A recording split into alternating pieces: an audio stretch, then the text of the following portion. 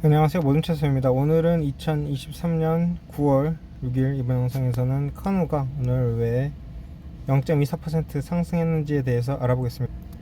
키포인트 첫 번째, 업체 선두인 테슬라가 중국에서 판매가 지난달에 성장을 했습니다. 두 번째, 중국에서 판매가 호조를 보였다는 것은 모든 전기차 업체들에게 수요가 남아있다는 그런 좋은 징조입니다. 본문입니다. 표면적으로 어려움을 겪고 있는 중국 내 전기차 판매 수치가 매우 고무적이어서 이 부문에 대한 투자자들의 관심이 높아졌습니다. 수혜주 중 하나는 카누인데요. 거래일 동안 거의 1% 상승했었습니다. 중국 승용차 협회는 지난 8월 테슬라가 중국에서 모두 84,159대의 차량을 판매했고, 이는 전년 대비 9.3% 급증한 것이라고 했습니다. 이는 테슬라가 올 들어 중국 시장 점유율을 높이기 위해 공격적인 가격 인하 정책을 지속했기 때문에 나온 결과로 풀이됩니다. 특히 중국 경제가 한동안 어려움을 겪었다는 것을 감안하면 9%는 상당히 인상적인 수치입니다. 중국 전기차 시장은 세계에서 가장 큰 시장으로 이곳 시장을 잡는 기업이 전 세계 전기차 시장을 장악할 것으로 전망되고 있습니다. 카누는 중국에 공장이 없기 때문에 테슬라와 함께 보고된 것과 같은 급상승을 누리지는 못하고 있습니다.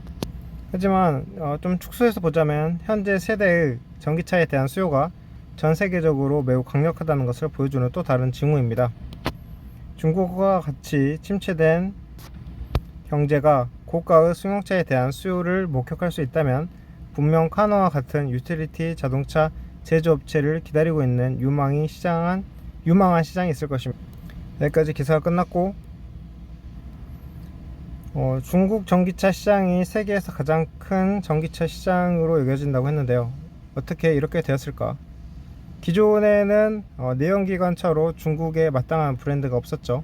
근데 최근에 니오, 비아디, 리오토, 샤오펑 이런 업체들이 엄청나게 생겨났어요. 왜 이런 일이 일어났나?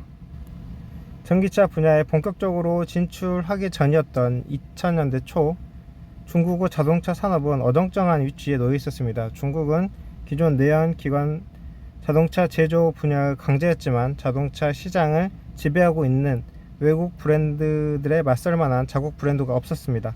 중국은 내연기관 혁신을 통해서는 절대 미국과 독일, 일본의 기존 자동차 브랜드들을 따라잡지 못할 것임을 깨달았고, 초기에 가솔린 엔진과 관련하여 배터리가 부차적인 역할을 했던 하이브리드 자동차 연구는 이미 일본과 같은 국가가 주도하고 있었고, 이는 중국이 이 부분에서도 경쟁할 수 없었다는 의미입니다. 이로 인해서 중국 정부는 기존의 기술에서 벗어나서 완전히 다른 새로운 영역, 즉 전적으로 배터리로 구동되는 자동차에 투자하게 되었습니다. 전기차죠. 그래서 중국 시장이 이렇게 커진다고 전 세계 전기차 시장도 동반 성장할 것인가에 대해서는 좀 더 확인을 해봐야 할 것 같습니다. 그리고 미국 시장도 커져서 전기차 업체들이 수혜를 입을 것인가 생각을 해봐야죠. 최근 추세가 바이든 행정부에서는 친환경으로 가고 있기 때문에 이 기조가 다음 대선에까지 이어진다면 전기차는 앞으로도 좀 더 잘 나가지 않을까. 그렇다면 전기차 시장도 커지겠죠. 근데 그게 아니고 다른 성향의 정부가 들어와서 이것을 다 뒤집고 오일을 살리는 경제 활동을 한다면 또 다른 이야기가 될 수 있습니다. 그렇다면은 전기차 주식 전반에 대한 투자도 다시 생각해 봐야겠죠. 자, 일단은 오늘 카누가 상승한 이유에 대해서 알아봤고요. 한마디로 테슬라의 동반 상승했다. 테슬라는 오늘 4% 정도 상승을 했었다. 자, 여기까지 알아보고 마치겠습니다. 감사합니다.